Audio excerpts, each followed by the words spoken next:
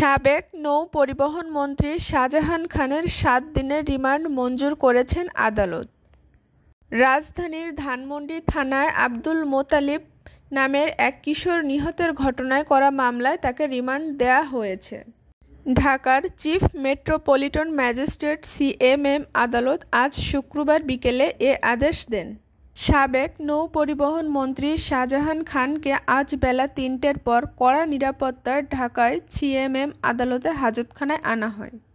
এরপর তাকে bullet proof jacket ও helmet পরিয়ে হাজতখানা থেকে আদালতের এজলাস কক্ষে নেওয়া হয়।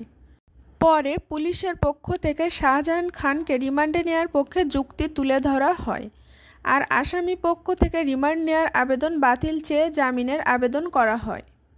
উভয় পক্ষের শুনানি শেষে আদালত শাহজাহান খানকে জিজ্ঞাসাবাদের জন্য ৭ দিনের রিমান্ড মঞ্জুর করেন। উল্লেখ্য, কিশোর আব্দুল মোতালিব বৈষম্য বিরোধী ছাত্র আন্দোলনে অংশ নিয়েছিল। গত ৪ই আগস্ট তাকে গুলি করে হত্যা করা হয়। এ ঘটনায় মোতালিবের বাবা আব্দুল মতিন বাদী হয়ে গত ২৬ আগস্ট ধানমন্ডি থানায় হত্যা মামলা করেন।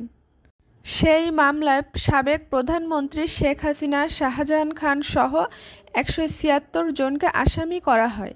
শাহজাহান খানকে গতকাল রাতে রাজধানী ধানমন্ডির এলাকা থেকে গ্রেফতার করা হয়।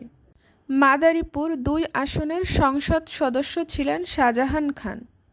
তিনি টানা ৮ বারের নির্বাচিত সংসদ সদস্য এবং ২ বার মন্ত্রিসভার সদস্যও হয়েছেন। এই শাহজাহান খান পরিবহন খাতের মাফিয়া নামেও পরিচিত।